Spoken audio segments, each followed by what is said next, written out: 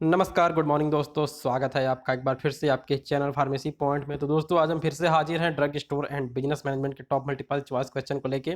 तो दोस्तों इसके पहले पार्ट वन यानी कि जो हमारा डीएसबीएम का कॉमर्स वाला हिस्सा था दोस्तों, उसको हमने फिनिश कर लिया, ख़त्म कर लिया है। उसके top multiple choice question pharmacy point channel पर करवा दिए गए हैं। और दोस्तों जिन भी स्टूडेंट ने कॉमर्स का सेक्शन नहीं देखा है वो उसको प्ले लिस्ट में जाकर उसको देख सकते हैं। तो चलिए दोस्तों आज की वीडियो को शुरू कर लेते हैं। उससे पहले आप इस वीडियो को लाइक अवश्य करें। तो दोस्तों जो हमारा अकाउंटिंग का पार्ट है इसको पार्ट 2 या फिर पार्ट 3 वीडियो में इसको फिनिश कर दिया जाएगा। और दोस्तों मेरी कोशिश यही रहेगी कि इसको कल की वीडियो में इसको भी फिनिश कर दिया जाए। तो चलिए दोस्तों इस वीडियो को प्ले कर लेते हैं। तो यहाँ पे लिखा है visit play list of my YouTube channel for other subject of diploma pharmacy. हाँ दोस्तों, जो भी स्टूडेंट नए ज्वाइन हुए हैं चैनल पर वो प्लेलिस्ट में जाके सभी सब्जेक्ट की top multiple choice question video देख सकते हैं। तो चलिए दोस्तों अब इस वीडियो को मैं स्टार्ट कर लेते हैं विदाउट किसी डिले के। तो दोस्तों हमारे सामने पहला क्वेश्चन आ चुका है कि बुक कीपिंग इज। तो दोस्तों मैंने कल बेसिक चीज़ें आपको बताई थी। तो आप यहाँ पर देख सकते हैं क्या लिखा हुआ है, art as well as science, यानी कि जो हमारा बुक कीपिंग है ये आर्ट है और एज वेल एज साइंस भी है। इसके अलावा collecting, summarising, analysing monetary terms. यहाँ दोस्तों जो भी हमारा बुक कीपिंग होता है, जो भी हमारा अकाउंटिंग होता है, इसके अंदर हम केवल मॉनेटरी टर्म्स यानी कि पैसे से संबंधित ये हिसाब किताब रखते हैं। और इसमें लिखा है कि रिकॉर्डिंग ऑफ बिजनेस ट्रांजेक्शन। तो दोस्तों जो हमारा यहाँ पे सही आंसर है वो है ऑल ऑफ दी अबव का। तो दोस्तों इसके बाद जो भी क्वेश्चन आएंगे आप उनके आंसर कमेंट बॉक्स में ज़रूर कमेंट करें। तो क्वेश्चन नंबर 2 आ चुका है। तो यहाँ पर पूछा है कि अकाउंटिंग इज द। तो दोस्तों मैंने आपको कल बताया था कि जो हमारा अकाउंटिंग है ये लैंग्वेज ऑफ बिजनेस होता है। तो जो हमारा यहाँ पे सही ऑप्शन है वो है लैंग्वेज ऑफ बिजनेस। बाकी इसमें दिया है heart of business, nucleus of business and none of the above. तो दोस्तों जो हमारा यहाँ पे सही ऑप्शन है वो है लैंग्वेज ऑफ बिजनेस, यानी कि जो हमारा अकाउंटिंग है ये किसी भी बिजनेस का लैंग्वेज हो सकता है, भाषा होती है। तो चलिए अब अगला सवाल देख लेते हैं। तो हमारे सामने क्वेश्चन नंबर 3 आ चुका है और इसके अंदर पूछा है कि बुक कीपिंग रिप्रेजेंट दी। तो इसमें लिखा है कि art aspect of accountancy, science aspect of accountancy, both 1 and 2 and none of the above. तो दोस्तों आप इसका आंसर कमेंट बॉक्स में इसको कमेंट करके ज़रूर बताएं।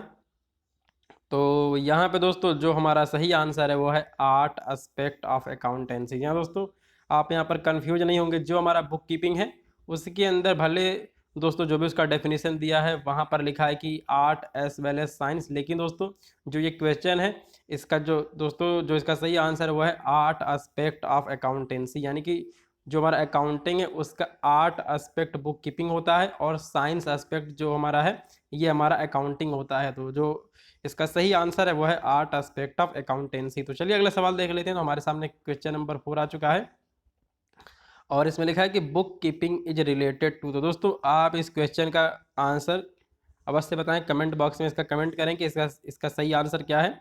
तो चलिए हम इसमें ऑप्शन देख लेते हैं। इसमें लिखा है recording of transaction, examine and check of the accuracy of recorded transaction, both 1 and 2 and none of the above. तो दोस्तों अब इसके बाद जिन्होंने भी पहला वाला पे दोस्तों इसको सेलेक्ट किया है इनका सही है कि जो हमारा बुक कीपिंग है ये है book keeping is related to. तो दोस्तों ये हमारा रिलेटेड होता है और दोस्तों संबंधित होता है रिकॉर्डिंग ऑफ ट्रांजैक्शन से। बाकी इसमें लिखा है examine and checkup the accuracy of recorded transaction. क्या दोस्तों ये हमारा अकाउंटिंग होता है, ना कि बुक कीपिंग होता है। दोस्तों मैं आपको एक अच्छा सा एग्जांपल बता देता हूँ।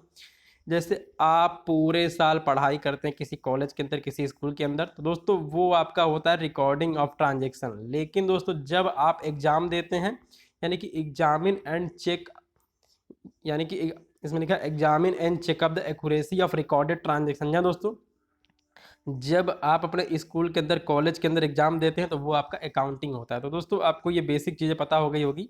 तो जब चलिए क्वेश्चन नंबर 5 को हम देख लेते हैं। तो यहाँ पे लिखा है कि ऑब्जेक्टिव ऑफ बुक कीपिंग, यानी कि हम बुक कीपिंग क्यों करते हैं। तो इसमें लिखा है कि to know profit and loss of business, to know the financial position of business, to know the cash in hand. दोस्तों मैंने ये सभी बातें आपको कल वाली वीडियो में समझा दी थी कि इन सब का मतलब क्या होता है, और यहाँ पर बेसिकली आप समझ भी गए होंगे, थोड़ा सा सेंस लगाएंगे तो जो तो दोस्तों जो हमारा यहाँ पे सही ऑप्शन है वो है ऑल ऑफ दी अबव का। तो चलिए अब इसके बाद क्वेश्चन नंबर 6 देख लेते हैं। तो दोस्तों अब यहाँ पर पूछा है कि अकाउंटिंग कॉन्सेप्ट इसमें से कौन सा है। तो यहाँ पर लिखा है conservatism, accounting period, disclosure, consistency. तो दोस्तों आपका पहला वाला हो गया, तीसरा हो गया और चौथा हो गया। ये सभी आपके अकाउंटिंग कन्वेंशन होते हैं, कॉन्सेप्ट नहीं होते हैं। अकाउंटिंग पीरियड कॉन्सेप्ट, ये आपका अकाउंटिंग पीरियड जो है ये कॉन्सेप्ट होता है अकाउंटिंग का। तो जो हमारा यहाँ पे सही आंसर दोस्तों बनता है वो हमारा सेकेंड वाला बनता है। तो चलिए अगला सवाल देख लेते हैं। तो हमारे सामने क्वेश्चन नंबर 7 आ चुका है। और दोस्तों क्वेश्चन नंबर 7 के अंदर क्या पूछा गया कि इफेक्ट ऑफ अकाउंटिंग कॉन्सेप्ट। जी हाँ दोस्तों, जो हमारा अकाउंटिंग कॉन्सेप्ट है इसका मतलब बेसिकली क्या होता है या फिर इससे क्या चीज़ें एक्सप्लेन होती हैं। तो दोस्तों यहाँ पे लिखा है कि कंपैरिजन ऑफ फाइनेंशियल पोजीशन। जी हाँ दोस्तों, जो हमारा अकाउंटिंग कॉन्सेप्ट है इससे हमें फाइनेंशियल पोजीशन पता चलता है। और इसमें लिखा कि और दोस्तों इसके अलावा इसमें ऑप्शन दिए गए हैं help the management in planning. जी हाँ दोस्तों, जो भी किसी फाइनेंशियल कोई आपका जो भी कोई दोस्तों आपका फाइनेंशियल कंपनी हो गया या फिर दोस्तों कोई भी ऑर्गेनाइजेशन हो गया, जो वहाँ का मैनेजमेंट है उसको मिलती है सहायता, मिलती है मदद, मिलती है कि उनका प्लानिंग फ्यूचर में क्या हो सकता है। और यहाँ पर लिखा है कि earning capacity of business compare to previous year. तो दोस्तों ये सभी हमारा इफेक्ट ऑफ अकाउंटिंग कॉन्सेप्ट होता है। तो चलिए अगला सवाल देख लेते हैं। तो हमारे सामने क्वेश्चन नंबर 8 आ चुका है और इसके अंदर पूछा कि सेपरेट एंटिटी कॉन्सेप्ट एक्सप्लेन। है दोस्तों, जो हमारा सेपरेट एंटिटी कॉन्सेप्ट है ये बेसिकली ये बताता है कि दोस्तों किसी भी बिजनेस के अंदर बिजनेस और बिजनेसमैन ये दोनों अलग अलग होते हैं, ना कि एक होते हैं। तो चलिए इसके हम कुछ ऑप्शन देख लेते हैं। तो यहाँ पर लिखा है कि business transaction are recorded in books of business. यहाँ दोस्तों जो भी बिजनेस ट्रांजेक्शन किए गए हैं वो बिजनेस के बुक्स के अंदर रिकॉर्ड किए जाएंगे। और दोस्तों इसके अलावा जो भी पर्सनल यूज के लिए यानी कि बिजनेसमैन ने अपने पर्सनल यूज के लिए जो भी ट्रांजैक्शन किए हैं वो सब इसके अंदर नहीं लिखे जाएंगे, नहीं रिकॉर्ड किए जाएंगे। और इसका मतलब होता है कि business and businessman are two entity. जी हाँ दोस्तों, बिजनेस और बिजनेसमैन दोनों ये दोनों अलग अलग चीज़ें होती हैं। और इसमें लिखा है कि proprietor is creditor of business. जी हाँ दोस्तों, जो भी बिजनेस है उसके अंदर प्रोप्राइटर पैसा लगाता है, इसलिए दोस्तों जो भी प्रोप्राइटर है वो क्रेडिटर होता है उस बिजनेस का। तो दोस्तों जो अब यहाँ पर हमारे तीनों स्टेटमेंट जो हैं वो हमारे सही हैं। तो सेपरेट एंटिटी कॉन्सेप्ट एक्सप्लेन। तो दोस्तों स्टेटमेंट 1, स्टेटमेंट 2, स्टेटमेंट 3 ये सभी चीज़ें क्लियर होती हैं सेपरेट एंटिटी कॉन्सेप्ट से। तो चलिए अगले सवाल देख लेते हैं। तो हमारे सामने क्वेश्चन नंबर 9 आ चुका है और इसके अंदर पूछा है कि theory of double entry system of book keeping is that. जी दोस्तों को बताना है कि जो हमारा double entry system of book keeping है ये किसके ऊपर बेस है। तो यहाँ पर देखिए क्या क्या लिखा गया है। यहाँ पर लिखा गया है कि each business transaction affect 2 account. यहाँ दोस्तों अगर हम कोई भी ट्रांजेक्शन करते हैं तो हमारे 2 अकाउंट प्रभावित होते हैं। एक आपका होता है डेबिट और दूसरा आपका होता है क्रेडिट। तो दोस्तों यहाँ पर कहने का मतलब ये कि जहाँ पर क्रेडिट होगा वहाँ पर डेबिट होगा, जहाँ पर डेबिट होगा वहाँ पर क्रेडिट होगा। तो यहाँ पे लिखा है कि for every credit there is debit and vice versa. दोस्तों यहाँ पर वाइस वर्सा का मतलब क्या होता है कि अगर ए से बी है तो बी से ए है। यहाँ पे दोस्तों कहने का मतलब ये है कि जहाँ पर क्रेडिट होगा वहाँ पर डेबिट होगा और जहाँ पर डेबिट होगा वहाँ पर क्रेडिट होगा। और इसमें लिखा है कि रिसीविंग अकाउंट इज डेबिटेड। यहाँ दोस्तों जो हमारा रिसीविंग अकाउंट होता है वो डेबिटेड होता है और जो हमारा गिविंग अकाउंट होता है वो हमारा क्रेडिटेड होता है। यानी कि दोस्तों जो हमने अमाउंट किसी से लिया उसको हम डेबिटेड कहेंगे और दोस्तों जो हमने अमाउंट दिया उसे हम क्रेडिटेड कहेंगे। तो ये सभी दोस्तों स्टेटमेंट सही हैं with regarding to double entry system of book keeping. तो चलिए अगला सवाल देख लेते हैं। तो हमारे सामने क्वेश्चन नंबर 10 आ चुका है और इसके अंदर पूछा है कि every transaction is recorded in. जी हाँ दोस्तों, जो भी हमारा ट्रांजेक्शन डे टू डे होता है हमारे बिजनेस के अंदर उसको हम किस में रिकॉर्ड करते हैं। तो आपको यहाँ पर ये बताना है। तो दोस्तों आप इसका आंसर कमेंट बॉक्स में ज़रूर कमेंट करें। तो जो भी हमारा ट्रांजेक्शन होता है दोस्तों एवरी ट्रांजेक्शन उसको हम जर्नल के अंदर रिकॉर्ड करते हैं।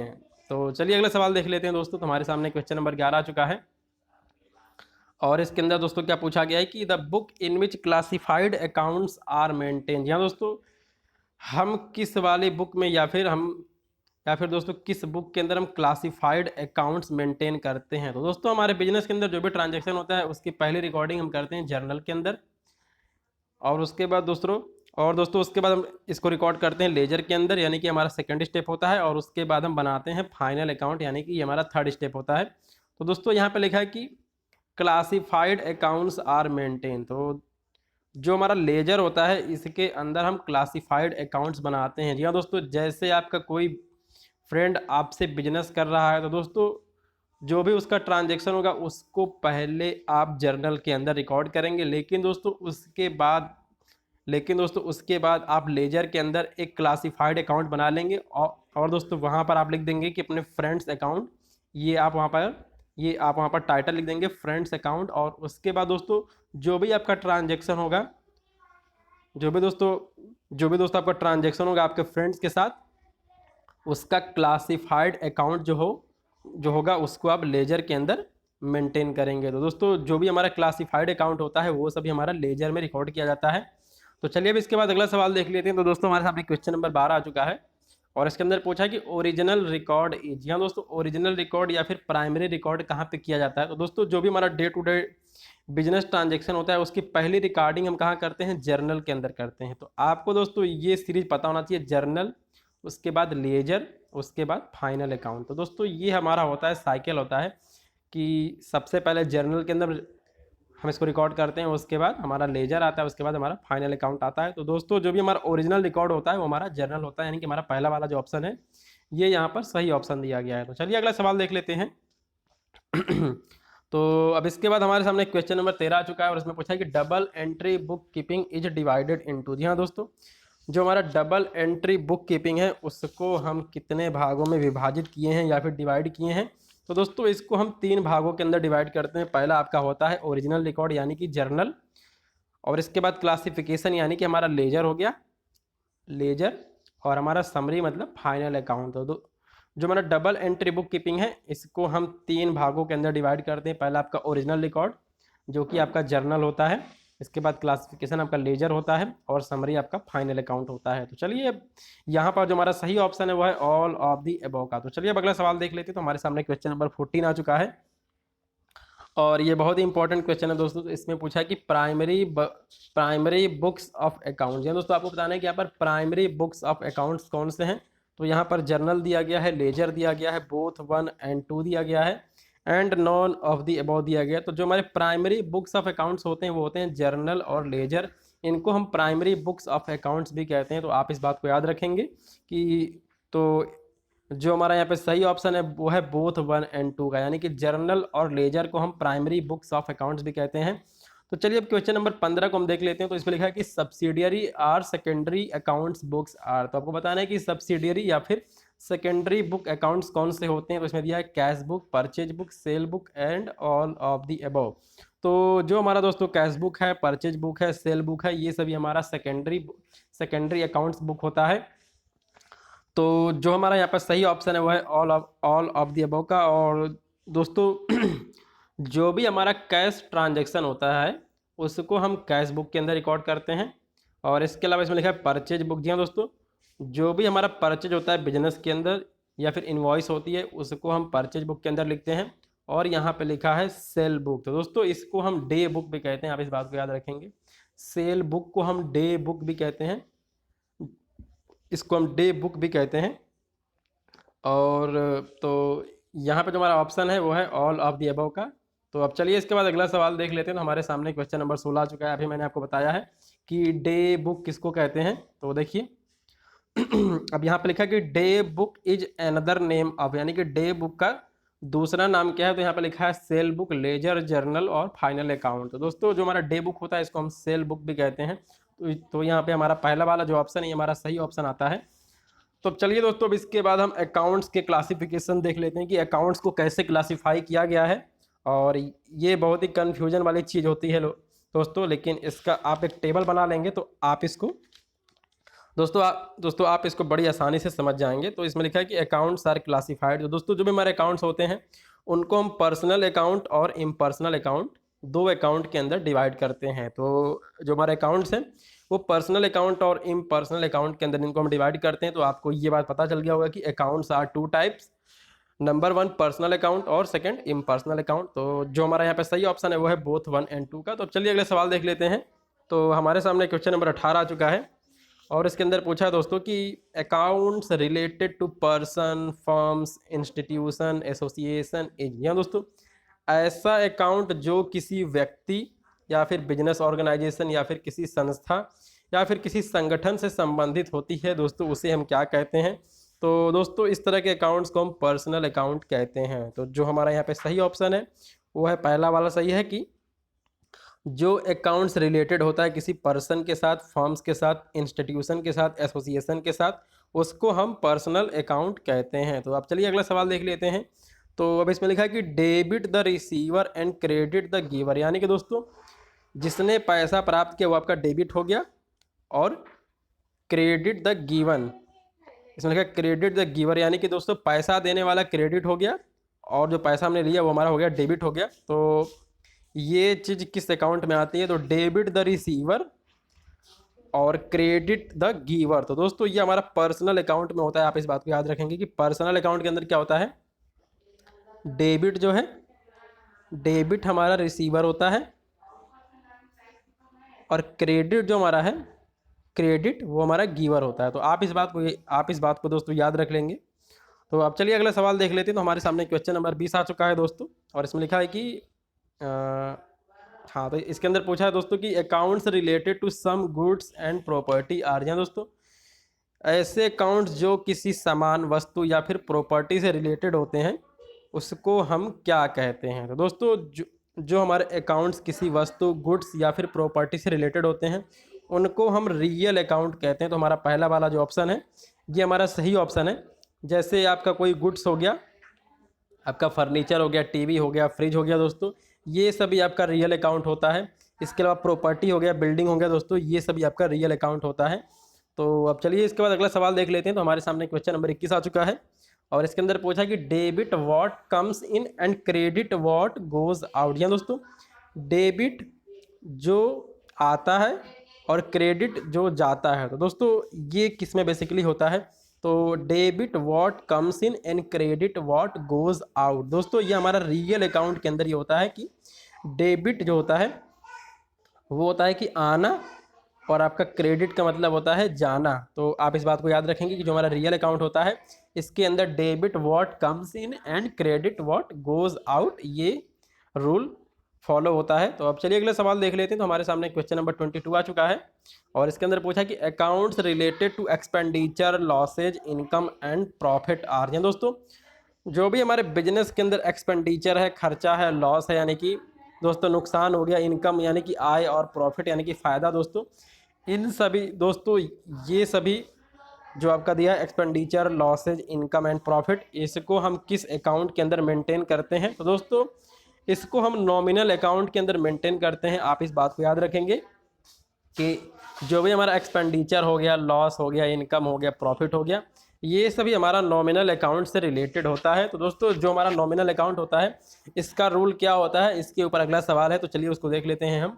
तो यहाँ पे हमारे सामने क्वेश्चन नंबर 23 आ चुका है दोस्तों, और इसमें लिया है कि debit all expenses and credit all gains. या दोस्तों जो भी आपका नॉमिनल अकाउंट है, जो भी आपका नॉमिनल अकाउंट है दोस्तों, इसके अंदर जो रूल फॉलो होता है डेबिट ऑल एक्सपेंसेज। यहाँ दोस्तों जो भी हमारा खर्चा हुआ है नॉमिनल अकाउंट के अंदर उसको हम डेबिट वाले सेक्शन में लिखते हैं, और दोस्तों जो भी हमें प्राप्त हुआ है, गेन हुआ है, फ़ायदा हुआ है, उसको हम क्रेडिट वाले दोस्तों उसको सेक्शन में उसको हम नोट डाउन करते हैं। तो debit all expenses and credit all gains जो दोस्तों हमारा ये आपका रिलेटेड है, ये आपका रिलेटेड है नॉमिनल अकाउंट से। तो चलिए दोस्तों अब इसके बाद अगला सवाल देख लेते हैं। तो हमारे सामने क्वेश्चन नंबर 24 आ चुका है, और इसके अंदर पूछा है कि book of prime or original entry. या दोस्तों हम पहली ओरिजिनल एंट्री किसी भी बिजनेस ट्रांजेक्शन का कहाँ करते हैं?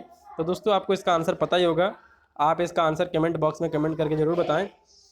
तो दोस्तों जो भी हमारा बिजनेस ट्रांजेक्शन होता है उसकी पहले रिकॉर्डिंग हम जर्नल के अंदर करते हैं, यानी कि जो हमारा पहला ऑप्शन है वो सही है कि बुक ऑफ प्राइम आर, फिर आर यहाँ पर लिखा है ओरिजिनल एंट्री जो है वो हमारी जर्नल में की जाती है। और दोस्तों अब ये क्वेश्चन आपका 25 नंबर क्वेश्चन हमारे सामने आ चुका है, जो कि दोस्तों इस वीडियो का लास्ट क्वेश्चन है। तो इसमें दिया गया recording of day to day transaction in, recording of day to day transaction in, यहाँ पे लिखा है दोस्तों क्रोनोलॉजिकल का मतलब क्या होता है?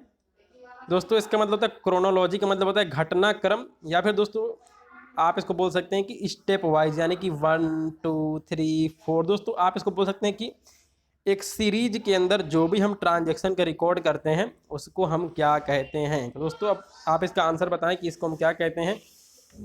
तो यहाँ पर लिखा है कि recording of day to day transaction in day to day transaction in chronological order is, तो दोस्तों हम इसको कहते हैं जर्नलाइजिंग कहते हैं। तो जो हमारा यहाँ पर सही ऑप्शन है वो है हमारा सेकेंड वाला। बाकी पोस्टिंग क्या होता है आप इसको कमेंट बॉक्स में करके बताएं, और दोस्तों आप अकाउंटिंग का डेफिनेशन भी मुझे कमेंट बॉक्स में करके बताएं। तो दोस्तों आपको ये वीडियो कैसे लगी, आप इस वीडियो को लाइक अवश्य करें।